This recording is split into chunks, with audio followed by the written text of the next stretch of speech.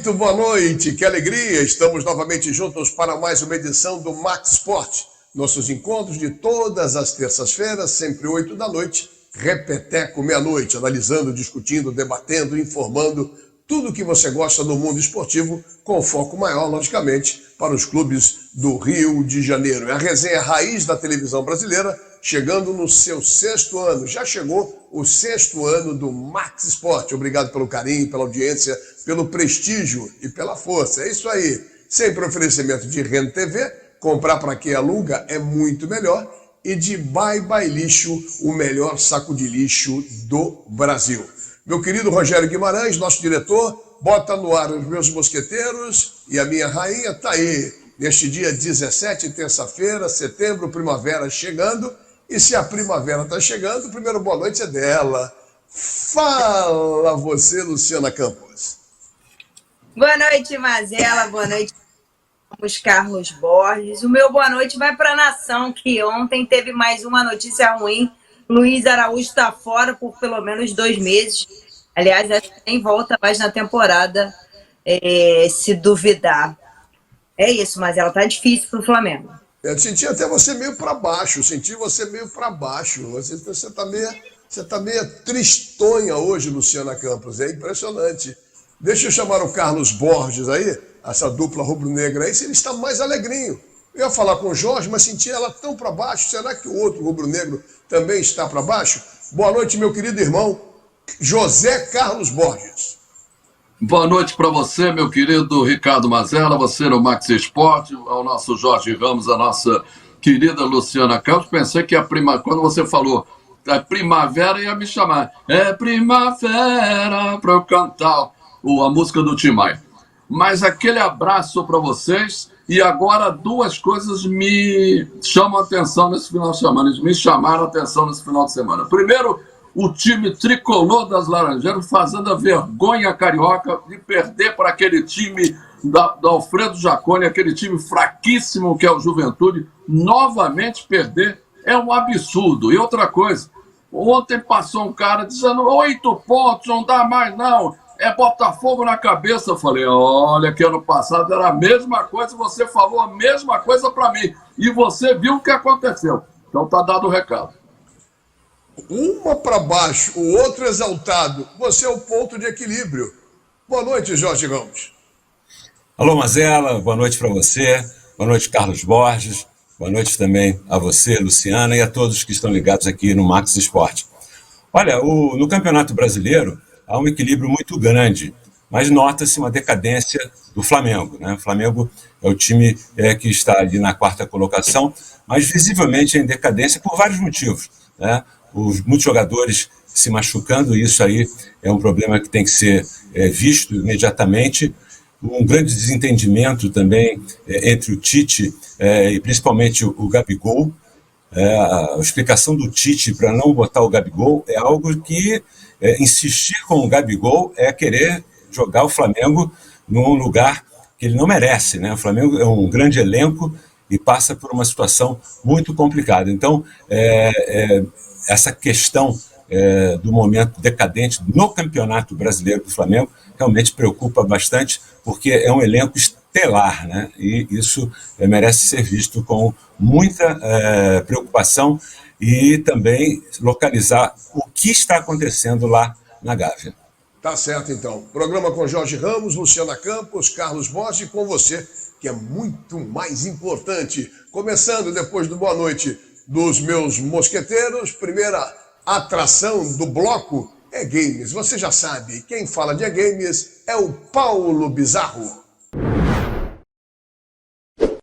É Games na área! Namastê, amigos da Games! Chegando com dica de games para ninguém botar defeito de jeito nenhum! Dead Rising Remastered, um jogaço da Capcom, remasterização do jogo de 2006, só que agora em 4K, rodando em 60 frames por segundo, um jogaço para você acertar zumbi com muito bom humor, que você assiste agora na sua tela.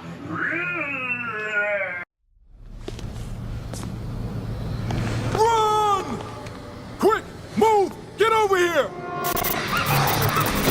You're looking to get yourself eaten alive by zombies? What? Did you just say zombies? Frank, it's over. HQ's decided to ignore us. I don't allow vandalism in my store! Dead Rising sai dia 19 de setembro para PC, PS5 e Xbox Series. Vamos acertar esses zumbis! E anote na sua agenda, dia 25 de setembro, a Pen Game inicia sua jornada no Campeonato Mundial de League of Legends. Começa em Berlim a fase de entrada, passando pela Suíça, Paris, quartas e semis e a grande final em Londres. Esperamos que a PEN chegue lá! Go PEN! Go PEN! Go PEN! Quem também garantiu vaga no Mundial, mas esse é do Free Fire, foi a Fluxo, que conquistou a primeira colocação na classificatória da FWS-BR.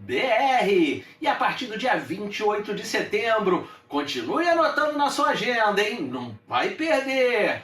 Temos a grande final com as 2 equipes disputando as outras 3 vagas. São elas, Netshoe Miners, que ficou em segundo na classificação, Pen Game, Team Solid, Loud, MIBR, Flamengo, Incogames, E1 Esportes, Alpha 34, Corinthians e Influence, que garantiu no finalzinho a sua vaga em relação à antissocial. São essas disputando com tudo para conseguir. São 4 vagas brasileiras na final do Worlds. Vamos que vamos, anota que aqui você também vai conseguir assistir tudinho. A gente passa tudo aqui para vocês.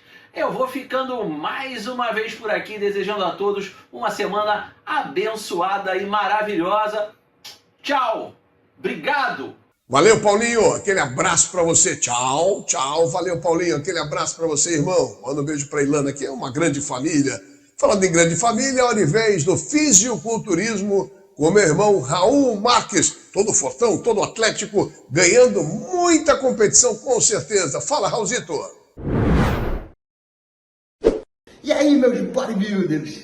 Chegamos! E faltam 4 semanas para o maior evento de fisiculturismo do mundo, Mr. Olympia. E hoje prometi para vocês, e vamos falar da categoria Open, daqueles dinossauros humanos. Ainda existe uma categoria maior que a 212, mas deixa para semana que vem. Hoje, Bodybuilder, a categoria Bodybuilder Open. E para começar, um feito histórico. Brunão, conhecido como Bruno Santos, conhecido como Brunão, né, na verdade, foi para o Europa Pro disputar o campeonato classificatório pelo Mr. Olympia e foi campeão. E são 2 fatos históricos aí. Mostra a imagem do Brunão no palco. Primeiro que o Bruno, ele se junta ao Rafael Brandão, que são os 2 únicos brasileiros a conquistar um título internacional. E outro feito histórico, teremos 2 brasileiros na categoria Open do Mr. Olympia. Volta aqui para mim agora, volta aqui. Mas não, só que não é uma categoria fácil. Uma coisa eu posso prometer para vocês. Vai pegar fogo. Isso eu garanto, vai pegar fogo, porque nós temos, além dos nossos brasileiros, vamos começar, mostra aí. Vamos começar com o Rafael Brandão, que tá bem demais, como vocês podem ver. Brandão, ele é um cara muito focado e ele é tido como o shape, o corpo mais estético da categoria. Mas não é só isso que requer pontuação, né? Tem volume, tem várias outras ênfases. E além do Brandão, é o nosso brasileiro, Bruno e Brandão, nós temos 3 caras que pra mim são fenomenais. Tem Sansão Dauda, que não tem nem como falar, a gente não tem nem tempo para falar de todo mundo. Mas Nick Walker, que em 2023, ano passado, não pôde disputar, olha como ele tá. Ele tá focado, ele tá com sangue nos olhos. Ele se lesionou ano passado, algumas semanas do evento.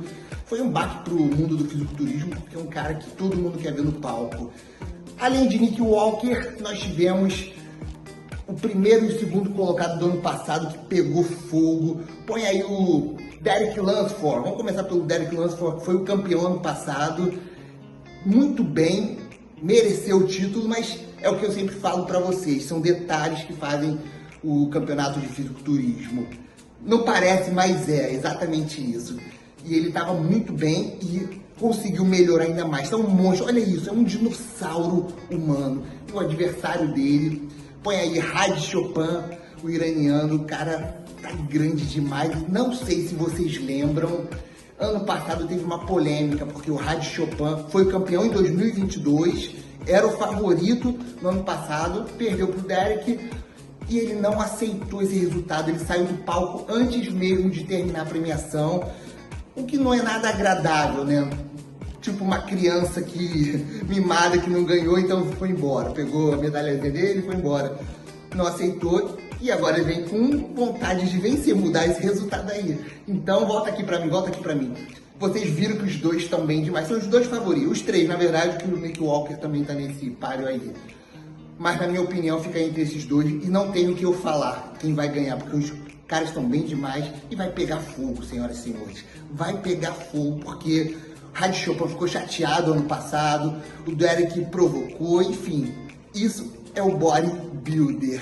Vamos torcer para os nossos brasileiros que ficarem numa boa classificação. Brandão, eu acredito que ele vai dar trabalho entre os 5 primeiros. Brandão, a cada ano, a cada Mr. Olímpia, ele está crescendo, está evoluindo. Ele focou muito nesse campeonato. Eu acompanhei a preparação dele, ele mudou o treinador dele agora na reta final.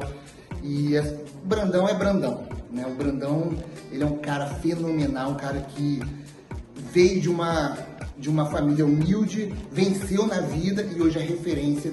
Hoje a gente fala muito do Ramon, né, mas é outra categoria, mas na verdade o maior bodybuilder, polêmica, tem medo de ser cancelado, mas se a gente parar para pensar, o maior bodybuilder do Brasil é o Rafael Brandão, porque é outra categoria, são outros investimentos, né, e ele está sempre entre os 5, né, ele é o 5 maior do mundo. Então, na minha opinião, eu vou ser cancelado, Mazela, vou ser cancelado. Na minha opinião, Brandão é o maior bodybuilder do Brasil. Que eu não seja cancelado, por favor, galera.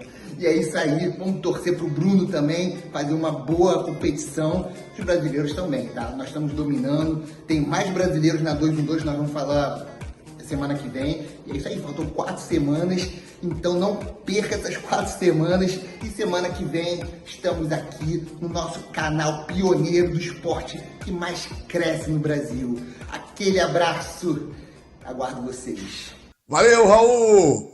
Até a semana que vem, irmão. Já que eu mandei abraço e um beijo para Ilana, agora um beijo e um abraço para Fernandinha, grande esposa, mulher do nosso Raul Marques. Para aturar essa mala tem que realmente ter uma paciência. Brincadeira, Raul, é brincadeira. Depois dele, está chegando sempre com uma matéria especial, numa nova fase da vida, quer que coloque músicas, quer declarar seu amor para os 4 cantos do mundo, é um poeta, escreve, ele está impossível, mas sempre com matérias interessantíssimas. Rogério Vilela, fala! O amor está no ar. Fala, Rogerinho.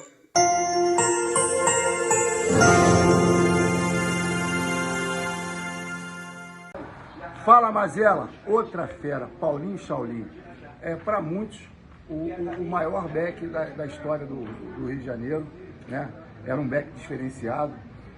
Foi o primeiro cara que instituiu a marcação pela frente. Ele conseguia marcar os pivôs pela frente. E isso deixava todo mundo louco, porque todo mundo marcava aqui por trás, né?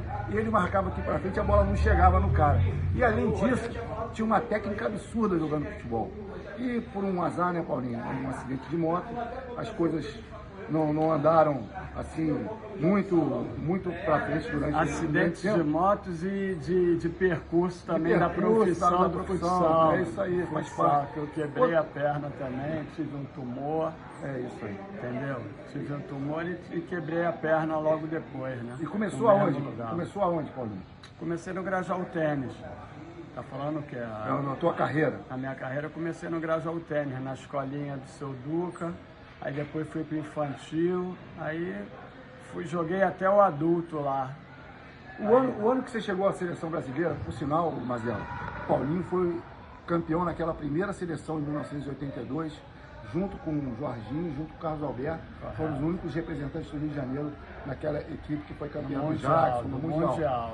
Do Pan-Americano foi só eu, 1980. E em 82 você foi campeão mundial, não é isso? Isso, correto. E você passou também pelo time da Bradesco, que foi um ícone em termos de Rio de Janeiro, Brasil, internacional, foi campeão do mundo lá, o time. Como é que você se sente fazer parte dessa história tão importante do nosso futebol? Olha, eu fico lisonjeado, né? Porque foi uma história, né? Foi não, ainda é ainda passa a fazer parte da história, né? Da nossa cidade, né? Que foi um dos maiores ícones no esporte do futebol de salão, que hoje é futsal, né? E só tenho a agradecer pelas oportunidades e por ter conseguido essas conquistas, né? Quantas conquistas, Paulinho? Parece que você teve quase 30, não foi isso? Foi isso 29, não foi isso? 29 conquistas. É muito título, né, Mazela, para um jogador de futebol. E como é que você desenvolveu essa técnica de marcar pela frente, Paulinho? Como é que foi isso? Então, eu sempre fui muito franzino, né? E na minha época, quando eu era mais novinho, até inclusive tive de parar de jogar futebol para fazer tratamento para crescer. Então eu era muito franzino e era pequenininho, então eu não conseguia marcar os pivôs por trás. Aí eu comecei a pensar numa maneira de marcá-los sem precisar encostar nele. Ter contato, né? Ter um contato físico, porque eu era franzino, né? Além de que quando eu comecei jogando em futebol de salão, eu não jogava de back, eu jogava de ala esquerda. Aí depois é que eu fui para back, no juvenil é que eu fui para back, entendeu? Porque eu sabia marcar bem e sabia sair jogando também. Então foi aí que eu mudei a maneira do back jogar, né? Porque o back era o back parado, né? Diziam assim, né? Não, você se tornou um back andando. De espaço. Né? O Marcelo Cabo, inclusive, agradece muito você, que é treinador hoje, famoso, agradece muito você que ele aprendeu, na época, a marcar dessa forma com você. O Marcelo Cabo foi pivô na minha época de garoto, nós jogávamos na Bebê Tijuca, sim, e se tornou um grande treinador. Marcelo Cabo jogou comigo no Flamengo. No Flamengo. Ele falou que aprendeu muito com você. Mazela, prazer entrevistar essa fera aqui. É um poço de humildade. E realmente foi um desses gênios que a gente teve no nosso futebol de salão. E eu agradeço muito estar contigo aqui, irmão. Eu que agradeço aí a oportunidade e por tudo que vocês estão fazendo aí pelo nosso esporte, né? Que deveria de voltar com carga mesmo pesada, porque o Rio de Janeiro não pode ficar fora do cenário brasileiro. Infelizmente, vai ser uma realidade difícil de reverter nesse momento em função com certeza. Das situações que nós vivemos financeiras. Marcelo, um beijo também. Você fica com Deus. Obrigado aí pela oportunidade. Valeu. Valeu, Rogerinho. Aquele abraço. Valeu, tamo junto, Rogerinho. Cada vez melhor, hein? Cada matéria sempre legal e o destaque maior para o futebol de salão, futsal, enfim. Rogério Vilela é um dos destaques do programa Max Sport. Olha só, e nessa primeira parte é história, é pesquisa, tudo que você quer saber. Toda semana tem uma matéria mega interessante, recordando, resgatando, né, a história do nosso futebol do Rio de Janeiro, com os 4 principais clubes. É historiador, é pesquisador e só traz matéria legal. E ponto. É você, Sérgio Frias. Boa noite, Ricardo Mazella. Boa noite, bancada. Boa noite a todos os telespectadores do canal TV Max. Isso é história. Ponto. Dia 17 de setembro. Nesta data, Edilson, o Capetinha, completa 54 anos de idade. Vamos falar sobre a carreira dele? Ela se iniciou no Industrial do Espírito Santo, clube no qual ele ficou entre 1987 até 1990. Em 91 ele foi para o Tanabe de São Paulo, mas foi em 92 pelo Guarani que o seu futebol passou a ser notado por toda a imprensa paulista. E na ocasião o Guarani venceu uma partida emblemática contra o Palmeiras por 5-2, teve muito perto de chegar à decisão o Guarani, e o Edilson fez um gol nesse jogo.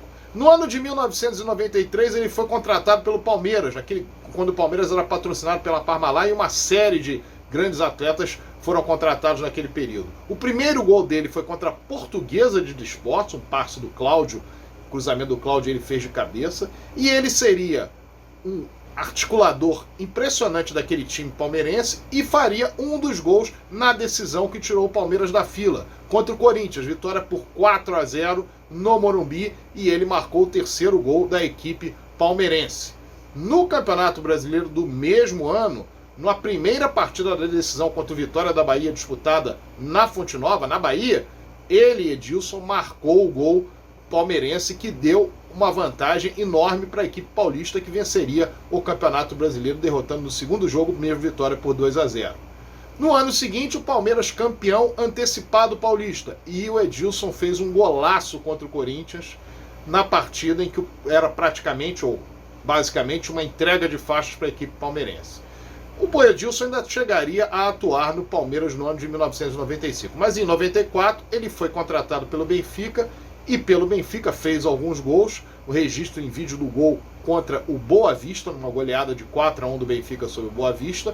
No ano de 1995 para 96, ele também esteve, logo no início de 96, no Kashiwa Reysol, do Japão, onde ele marcou vários gols, entre eles está citado aí o contra o Shimizu Pulse, a vitória de 4-2 da equipe do Kashiwa, e lembrando que ele depois voltaria a atuar no mesmo Kashiwa entre 2002 e 2003. Aí, em 1997, o Edilson vai aportar no principal rival do Palmeiras, que é o Corinthians.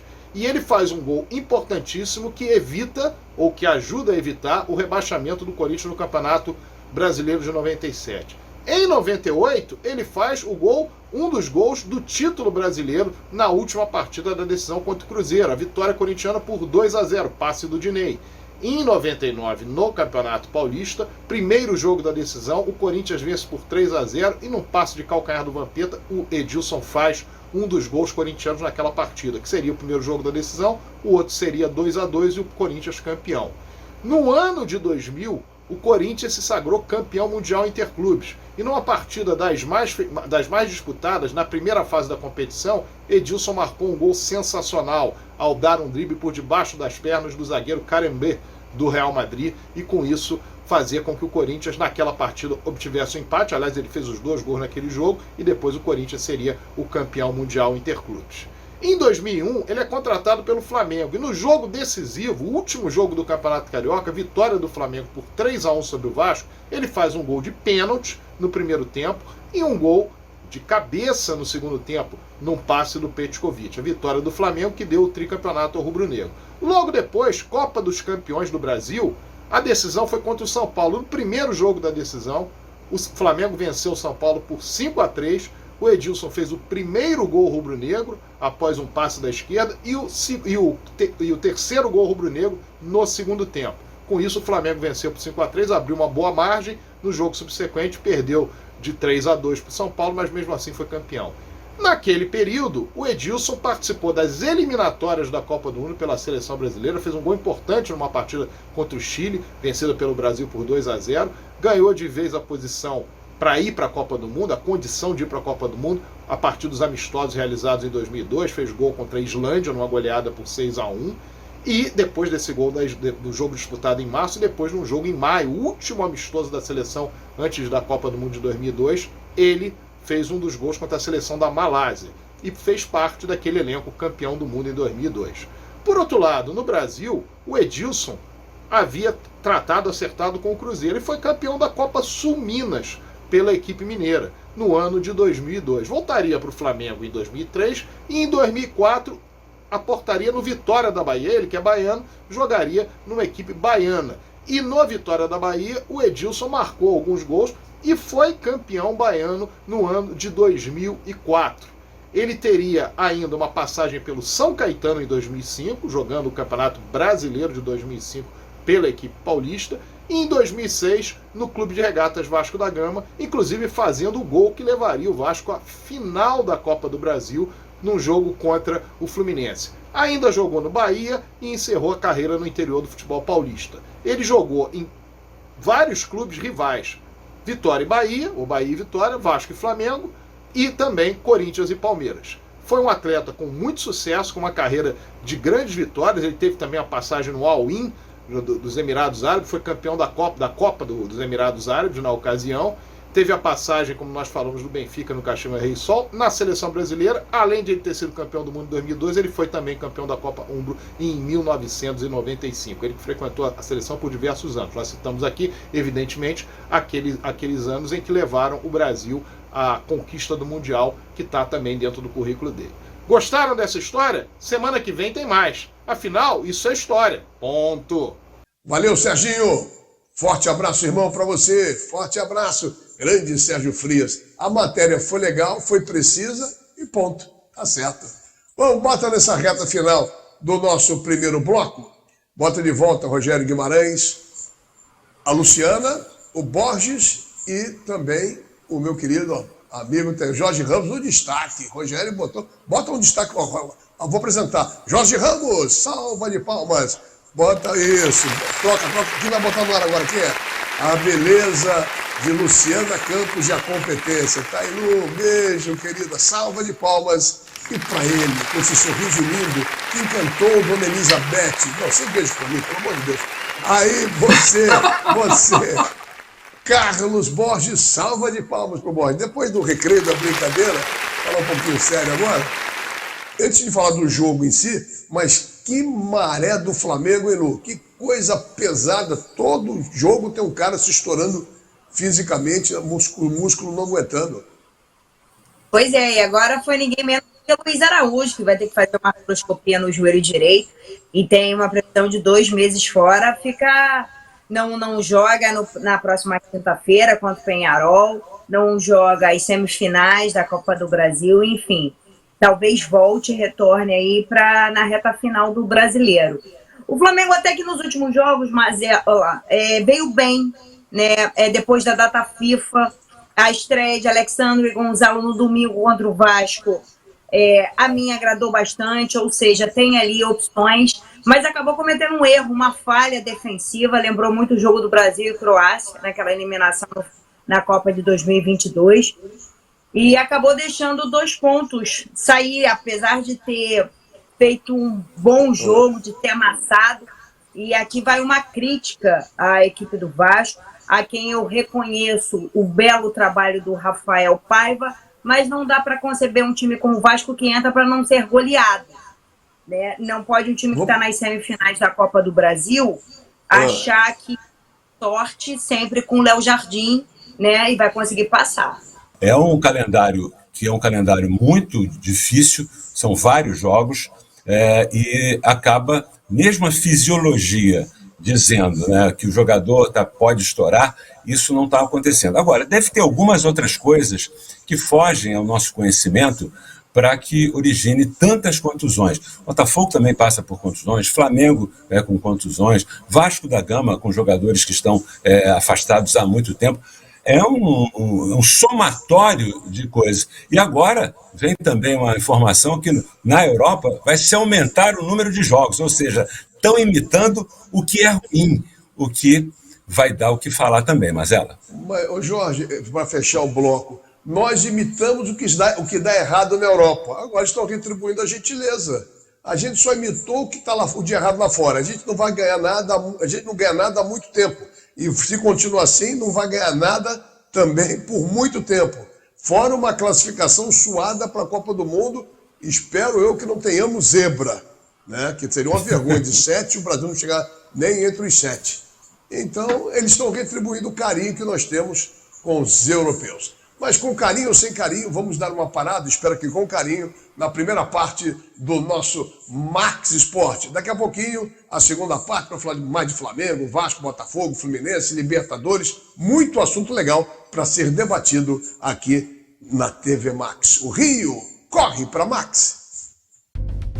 Saco de lixo não pode ser um lixo, tem que ser bye bye lixo, bye bye lixo. Estica, mas não rasga, não fura, não vaza, nem deixa um caminho de lixo pela casa. Bye bye lixo, garantia economia pra dona de casa. Bye bye lixo, bye melhor para o lixo. byebyelixo.com.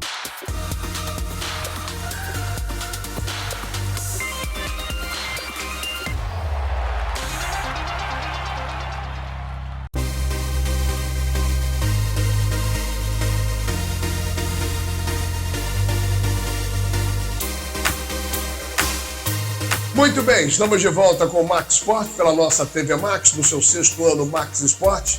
Com muito carinho recebendo você, agradecendo a você pelo prestígio, pela força, pela audiência, por valorizar o nosso programa, que é feito com muito carinho, com certeza, com muita vontade de fazer um programa toda terça-feira bem legal, que lhe agrade e você sempre fique com a gente às terças, 8 da noite, repeteco, meia-noite pela TV Max. Lembrando o oferecimento da Rent TV, comprar para quem aluga é muito melhor, e de Bye Bye Lixo, o melhor saco de lixo do Brasil.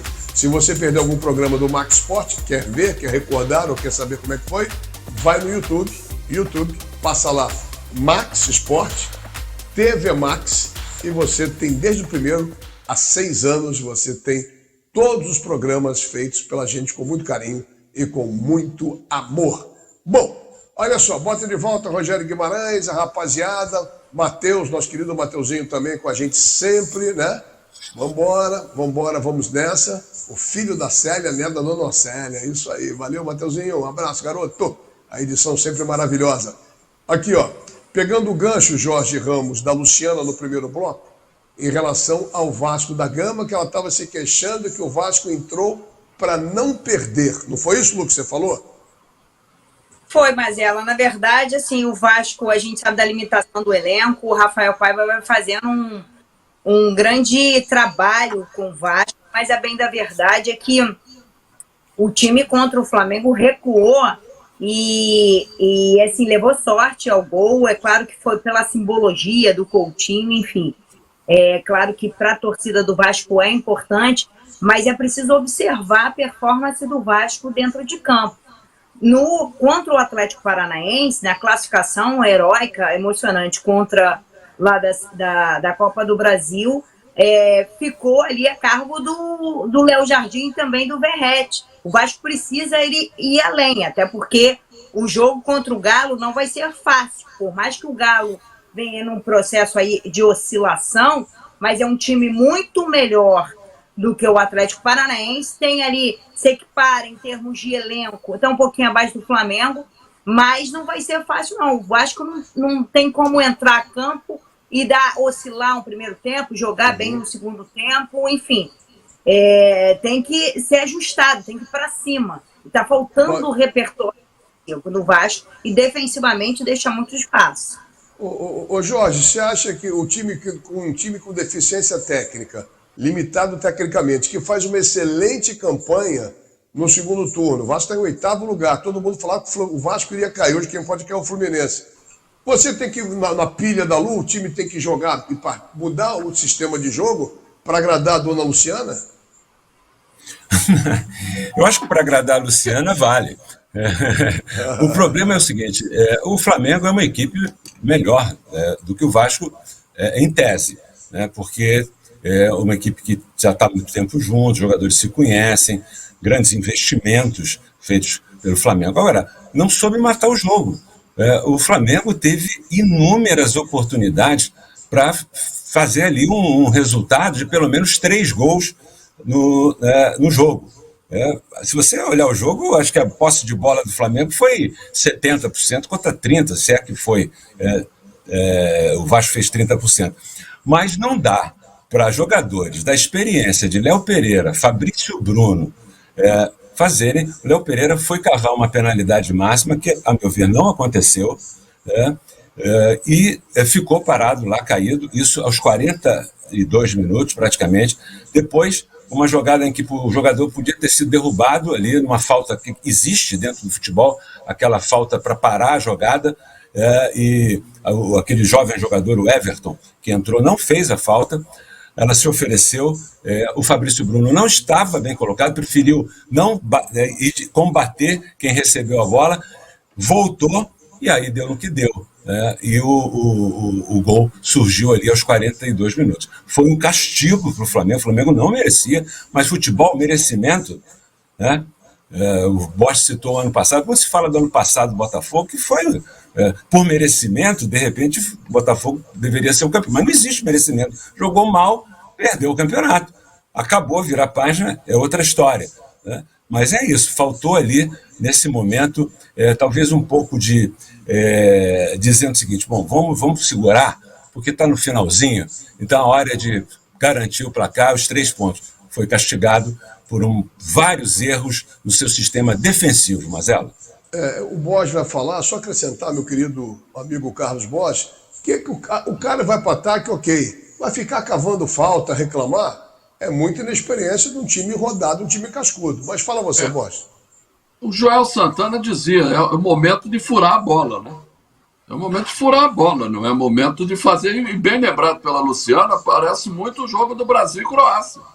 E o cara foi lá na frente, foi o Casemiro, se eu não me engano, foi disputar uma bola na linha de fundo e o Brasil estava com a possibilidade de passar e seguir na Copa do Mundo. E fez o que fez. Foi o Fred, Borges, foi o comando. Foi o Fred, foi o né? Casimiro, depende foi o Fred. do comando técnico, que tem que dar bronca no jogador, tem que segurar e tudo isso. Agora, eu acho uma vergonha qualquer time de futebol jogar para empatar. Ou jogar nada, porque o Vasco só chegou uma vez, aquele momento do gol. Mais nada. Não aconteceu mais nada. Teve uma jogada que o David recebeu, mas em impedimento, que chutou, bateu na trave. Mas estava impedido, não valia mais nada. Mas é uma vergonha. O time do grande nome que o Vasco tem mundial não pode jogar acovardado como jogou, né?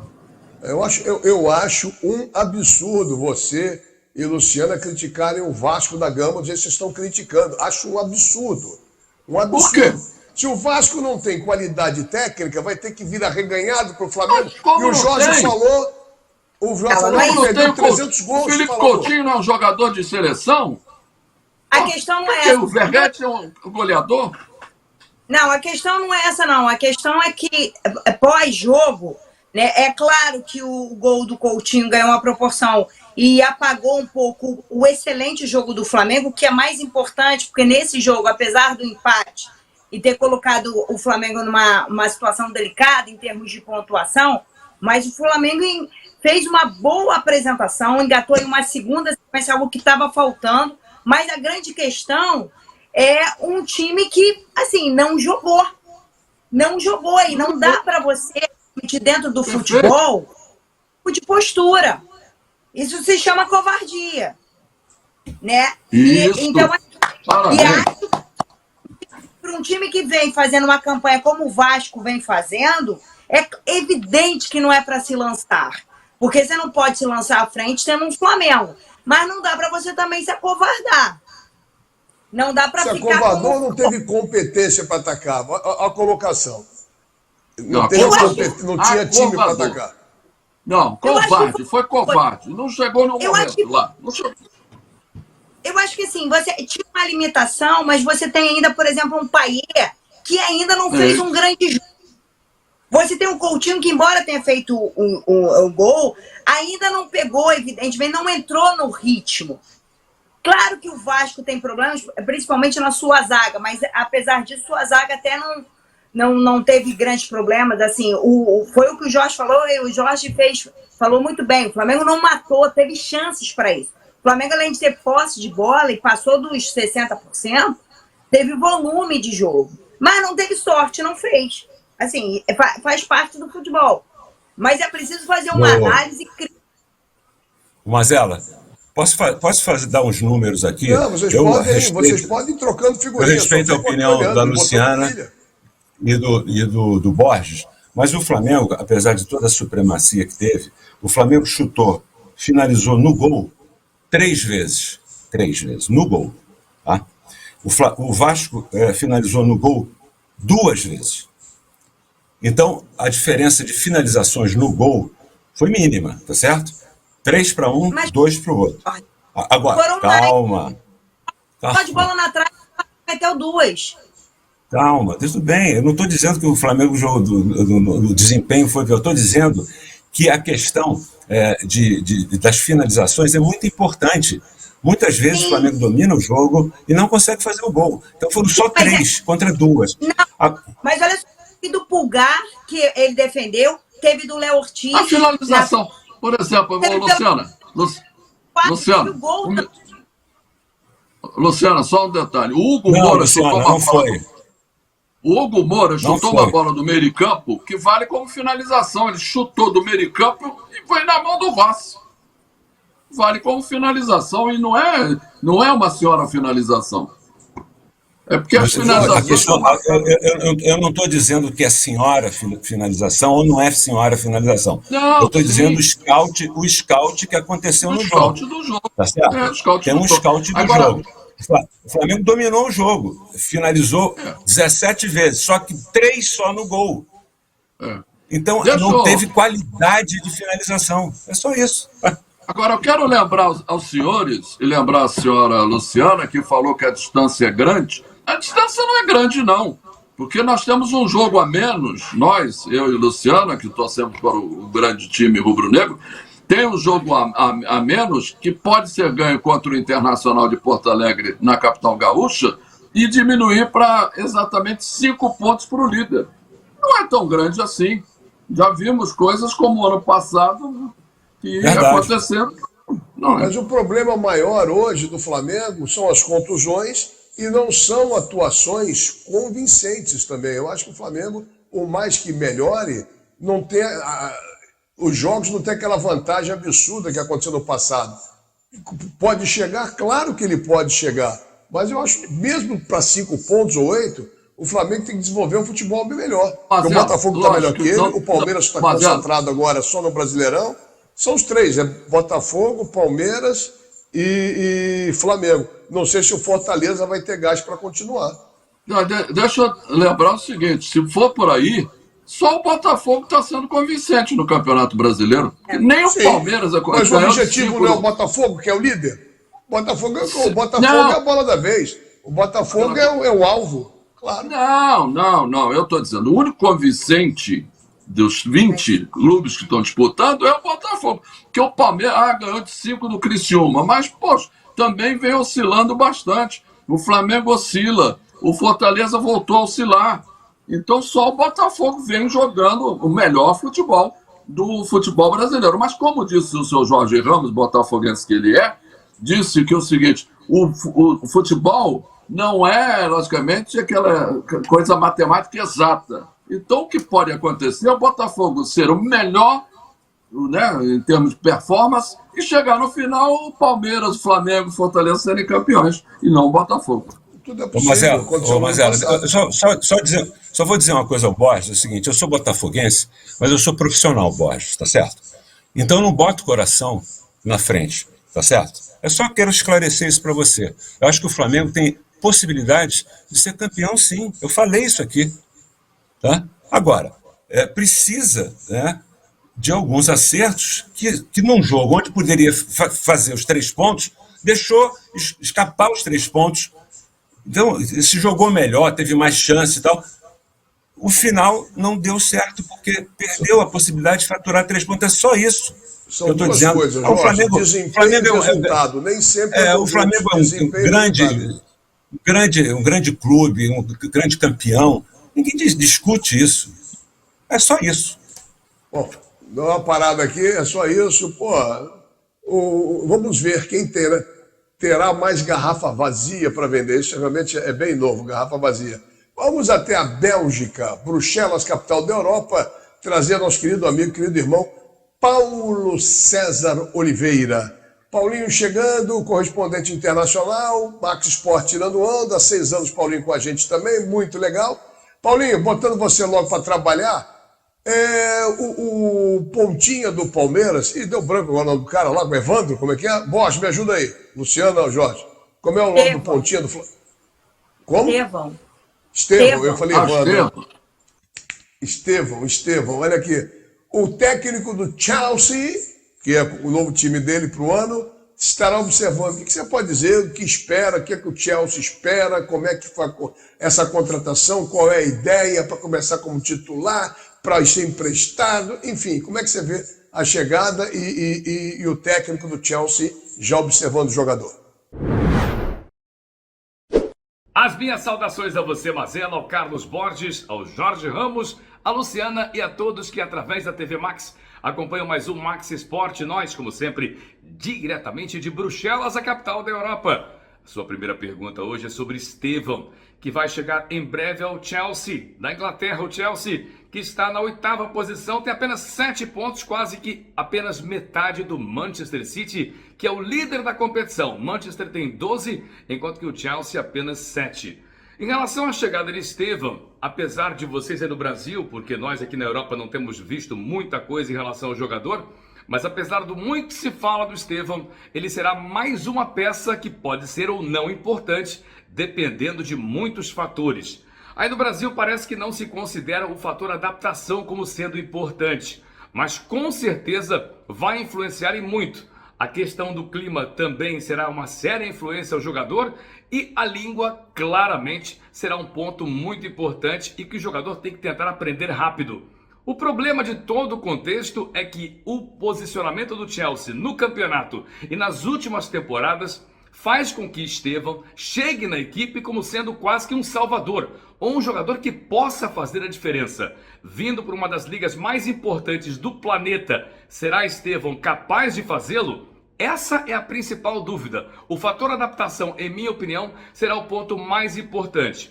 Futebol, ele até tem, mas é claro, ainda não jogou no nível tão alto como sendo o da Primeira Liga, o da Premier League inglesa, que é considerado a liga mais importante do futebol mundial. É isso aí, Paulinho. Deixa eu agora botar o Jorge Ramos na fita. Jorge, faz uma pergunta, depois a Luciana e o Borges farão. Vamos embora. Fala, Jorge. Alô, Paulo César. Um grande abraço para você. Mais uma vez é bom fazer uma pergunta. E a minha pergunta é: quem é o favorito da Champions? Tem um favorito, assim, de destaque ou há um equilíbrio? Conta pra gente.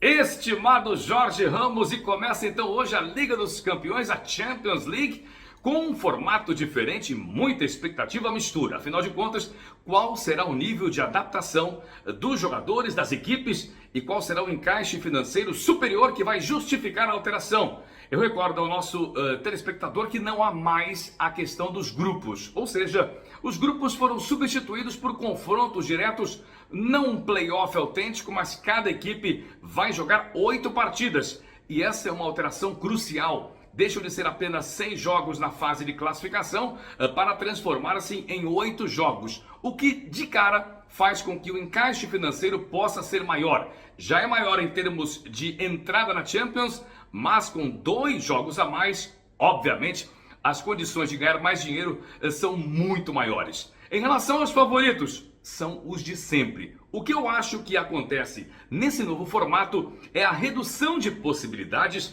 às equipes que são consideradas os zebrões, aquelas que são os outsiders. Em minha opinião, vai ser mais difícil com os confrontos diretos, com os 8 primeiros classificados de 36, agora são 36 em vez de 32 equipes, e com os 8 restantes que vão da 9ª até a 16ª posição, participando de um playoff com os terceiros colocados na Liga Europa, para saber quais serão então os 8 classificados que se juntarão aos 8 primeiros para formar assim as 8avas de final que começam em fevereiro. Competição muito interessante, expectativa quanto ao novo formato e a Champions League que arrancou hoje com jogos realmente bem interessantes. Tá legal, Paulinho, daqui a pouco o Borges pinta no pedaço e também a Luciana. Para fechar assunto Flamengo e Vasco, nessa reta final de segundo bloco, o Vasco não joga esse meio de semana, que é a Libertadores da América. Voltando ao Flamengo, jogando quinta-feira com o Peñarol. Borges, o que você espera do Flamengo jogando em casa a primeira partida e a segunda será lá no Centenário em Montevidéu?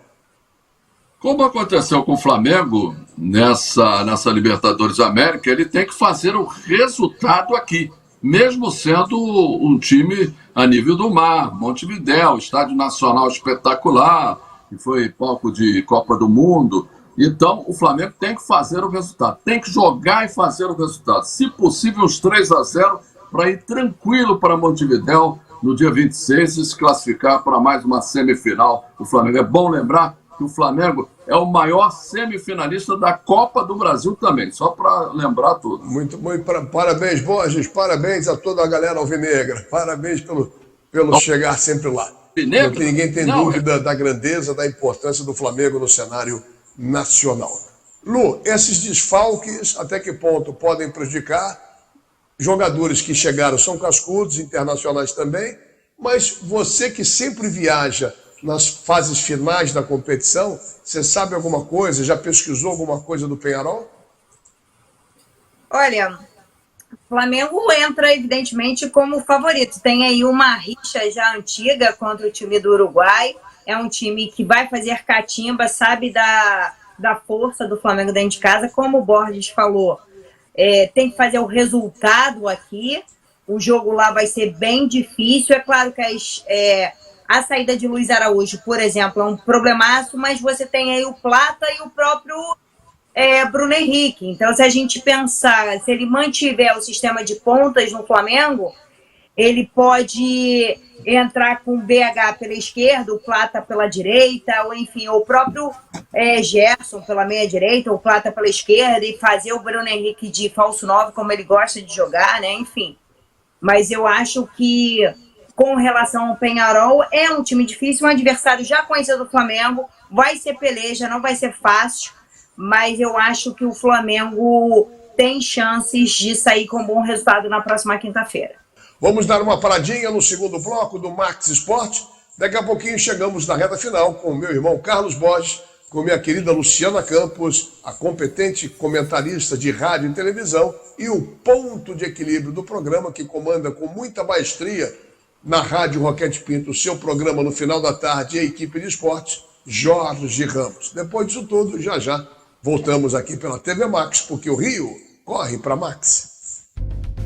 Saco de lixo não pode ser um lixo, tem que ser bye bye lixo, bye bye lixo. Estica, mas não rasga, não fura, não vaza, nem deixa um caminho de lixo pela casa. Bye bye lixo, garante economia pra dona de casa. Bye bye lixo, bye bye lixo. O melhor para o lixo. byebyelixo.com.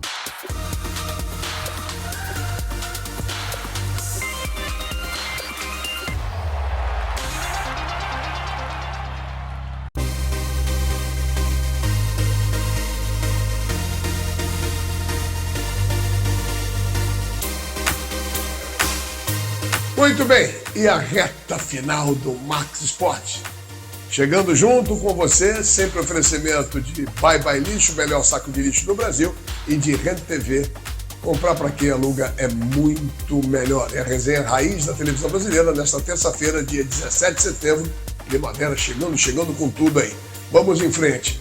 Amanhã, rodada dupla Libertadores da América. Muito preocupação, ponto facultativo. Fluminense jogando às 19 horas contra o Atlético Mineiro, Maracanã, e no Newton, o Botafogo jogando contra o São Paulo. Não é isso, gente? Falei certo? Isso. Muito obrigado. Então, é o seguinte, e não tem Rock in Rio. Ainda bem que não vai ter Rock in Rio. Rock in Rio é com o Flamengo na quinta-feira. Você acha que a cidade comporta, Luciano, 2 jogos importantes e por causa de segurança, porque a torcida do Atlético vai vir e a torcida do São Paulo virá também. São 2 torcidas que comparecem em jogos fora. Torcida do Fluminense, Botafogo, mesmo com horários diferentes, em algum momento as torcidas irão se cruzar. Eu fico muito preocupado porque a selvageria de torcedores de todos os clubes no Brasil é impressionante. E as autoridades públicas nada fazem ou fazem muito pouco para evitar que isso aconteça, hein, Lu? É verdade, Mazelo. Acho que todos estão preocupados. Até me surpreendeu o governo do estado e até o do município também assumirem 2 jogos importantes. Como você falou, por exemplo, a torcida do Galo, ela costuma vir ao Rio e, por exemplo, quando em jogos contra o Flamengo, são comuns os confrontos, infelizmente. Mas acho que se passou, né, e a gente está aí também, tem um grande evento, isso na quinta-feira, eu acho que a cidade já sediou grandes eventos, enfim, vai estar preparada para isso. e não à toa permitiu que isso acontecesse. Eu acho que nesse caso, e a gente aqui no Rio, né, a gente mantém os nossos clássicos com torcidas meio a meio, como foi no domingo, Flamengo e Vasco. Então eu acredito que a gente não vai ter maiores problemas. Eu acho que a questão da segurança, eu acho que nesse caso a gente tem que confiar nas autoridades públicas, porque sim, se manteve, enfim, é porque tem condições de suprimir, né? Tem condições de dar.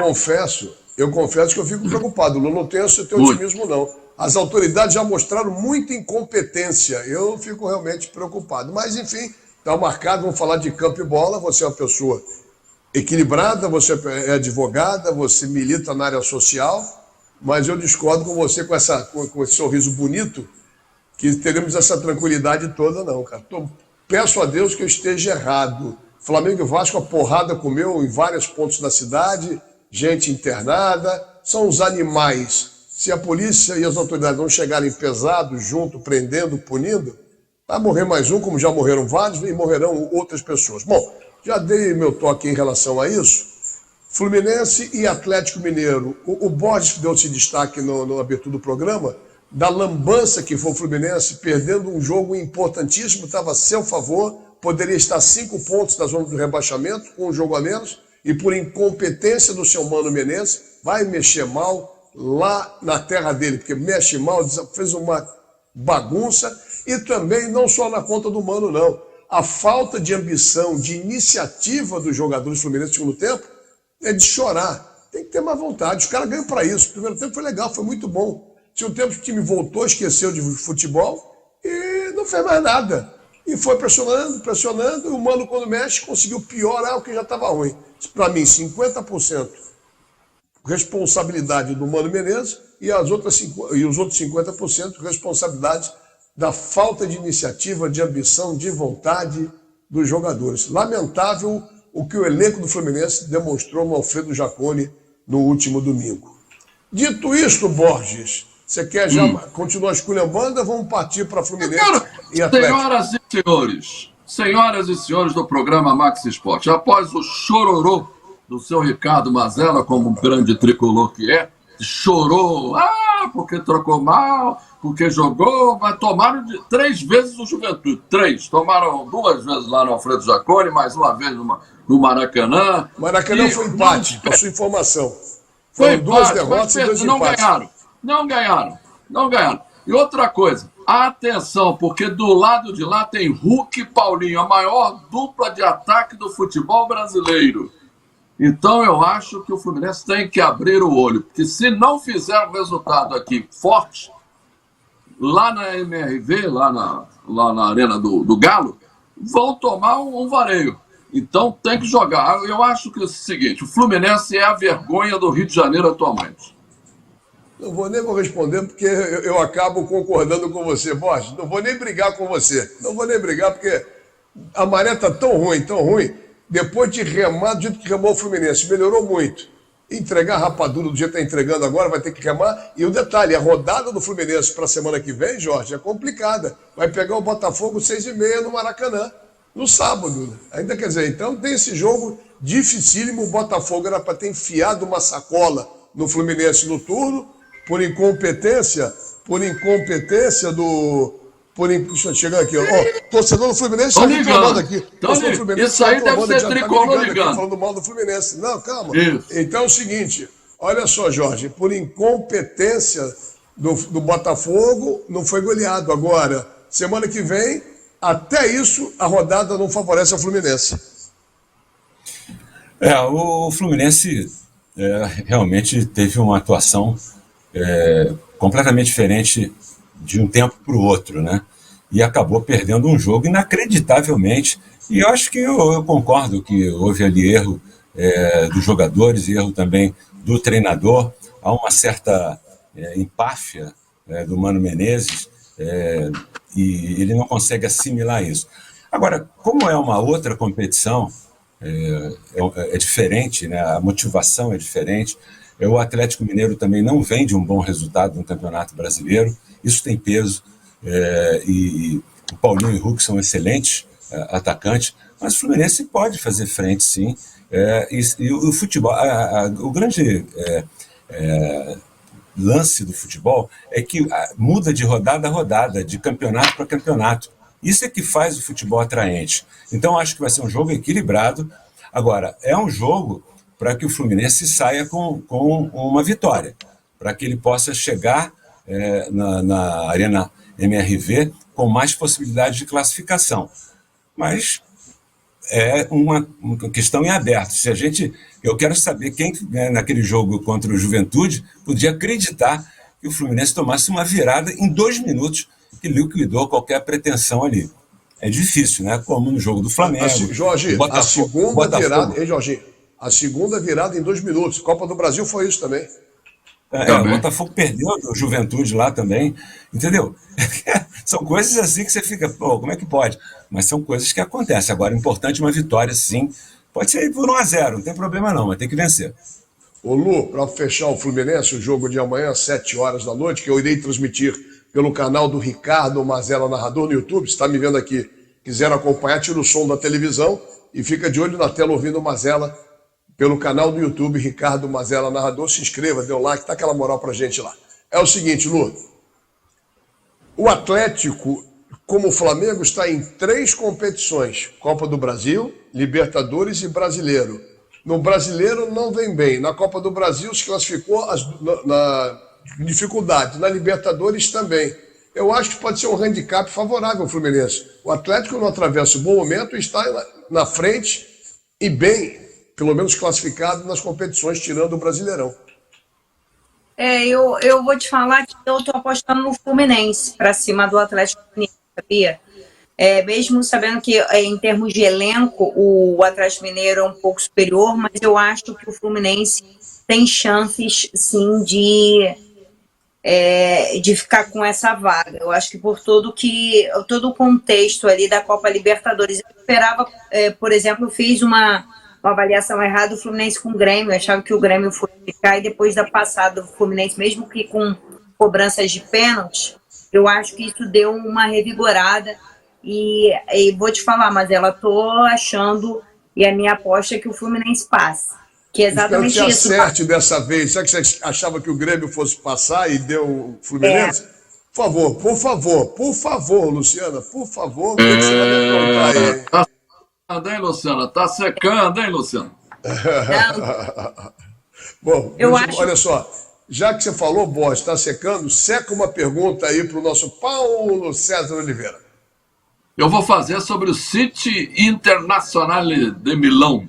Vão jogar uma estreia do City em seu próprio campo, lá na Inglaterra, contra o Internacional de Milão, nessa quarta-feira. E aí, esse jogo, hein? Fala aí desse jogo da Liga dos Campeões, meu querido Paulo César Oliveira.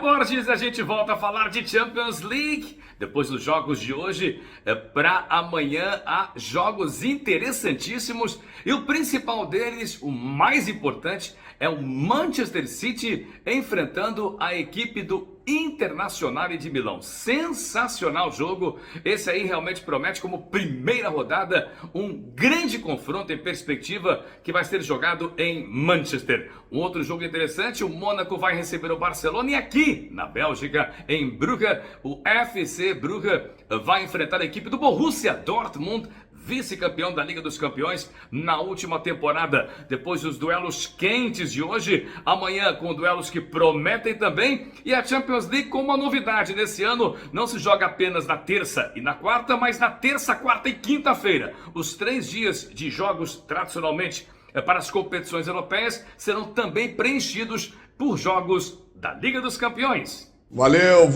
Paulinho. Mas não acabou, não. Agora a pergunta final da nossa rainha. Espero que esteja com as apostas certas, não errar, acabar com o meu Fluminense. Fala, Luciana Campos. E a pergunta para Paulo César Oliveira, direto de Bruxelas, na Bélgica. Fala, PC, um beijo para você. Espero que esteja tudo bem com você e com a família. Eu vou sair um pouco de Champions League e vou falar das eliminatórias europeias.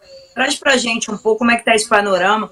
Aqui na América do Sul, a gente tem a Argentina ali liderando, o Brasil em 6. Como é que tá aí depois da última data FIFA?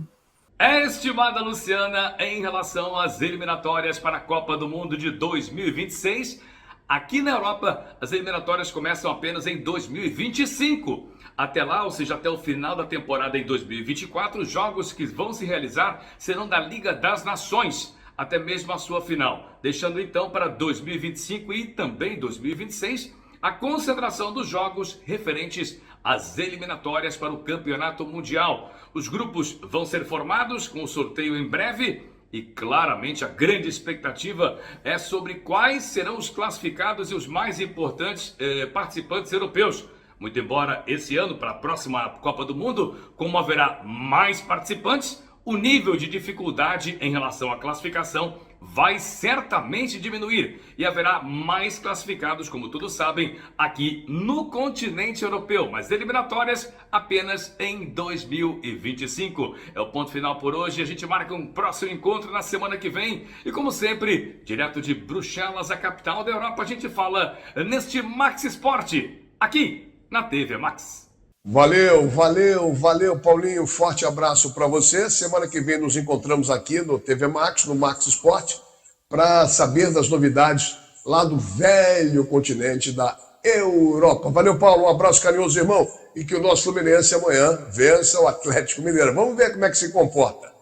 Mas quem está tranquilo, quem está na liderança é o Fogão. Botafogo líder, já ganhou do Corinthians. O placar, eu acho que não mostrou o desempenho, Jorge Ramos, do Botafogo. Deveria ser, na minha opinião, uma vitória mais tranquila, independente dos 2 pênaltis marcados. Olha, eu acho que o primeiro tempo do Botafogo, ele foi assim melhor. O Botafogo poderia ter feito mais gols. Mas o segundo tempo foi muito complicado. As mudanças feitas pelo técnico Ramon Dias complicaram muito a situação do Botafogo. E por pouco o Botafogo não saiu ali com um empate. Teve algumas defesas do John, inclusive eu o elegi como um dos melhores em campo, tanto na penalidade e também numa outra defesa que ele fez, que foi uma coisa de goleiro que está bem em forma, de cinema. Então eu acho que foi assim, a vitória foi importante. Agora, o Botafogo, ele tem muitos pontos a serem disputados ainda, e jogos muito difíceis. Tem um jogo que vai ser contra o Palmeiras fora. O Palmeiras é um forte candidato, apenas 3 pontos. Não joga mais contra o Flamengo, mas de qualquer maneira é muito difícil, porque é um campeonato de muitas viagens, ainda tem a Libertadores, que o Palmeiras não está mais, isso tudo tem peso também. Mas é um time que está competitivo. O Botafogo é um time bem competitivo. Então, acho que isso dá confiança para encarar os adversários de igual para igual, Mazela. Eu que sou um crítico veemente da arbitragem no Brasil, para mim todo árbitro é ruim, até prova o contrário. Mas, Borges, os 2 pênaltis aconteceram. Ou você acha que não? O primeiro eu não sei, não. Meio duvidoso. Ele pareceu muito com o pênalti que o árbitro deu do Cuiabá em cima do Internacional. Muito parecido, só que de frente, os jogadores e a jogada, eu não achei. O primeiro eu não achei. O segundo eu achei, mas o primeiro eu não achei. Mas, de qualquer maneira, eu acho que só para falar do Botafogo, acho que o Botafogo, em termos de enfrentamento, foi melhor pegar o São Paulo do que o Atlético Mineiro. O Botafogo não se dá muito bem com o Atlético Mineiro. E com o São Paulo ele tem grandes possibilidade de fazer resultado. Mas é bom lembrar que do outro lado existe um cara chamado Caleri. Luke, você quer falar da arbitragem alguma coisa ou não? Eu estou pegando no pé do Daron, que para mim é um péssimo árbitro, né? Rafael Claus, outro péssimo árbitro, os dois têm uma mídia muito grande. Mas enfim. É da arbitragem não, mas do Botafogo, que eu vejo muito mais consistência do que do ano passado. Sem dúvida nenhuma, o time que melhor performa e joga o futebol mais consistente. Eu tenho uma certa resistência quando eu vejo muita gente colocar ali o Palmeiras ali junto. Claro, vem brigando, tá ali na briga, mas eu acho que colocam o Palmeiras numa condição que assim, o Botafogo está muito superior. Talvez assim, para ter uma chance, tanto Palmeiras ou outra equipe, o próprio Flamengo, o Botafogo vai ter que dar uma uma declinada e não me parece, muito diferente do ano passado, hoje mais consistente, que vai oscilar, vai pegar jogos difíceis, como no próprio sábado contra o Corinthians no segundo tempo, o Corinthians meio que deu uma ajustada e melhorou. Mas o Botafogo está cada vez mais redondinho. Eu acho que difícil vai ser tirar esse do Botafogo. Então, Botafogo e São Paulo, Jorge.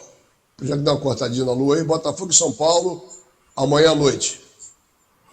O que eu acho? O que vai acontecer, na sua opinião?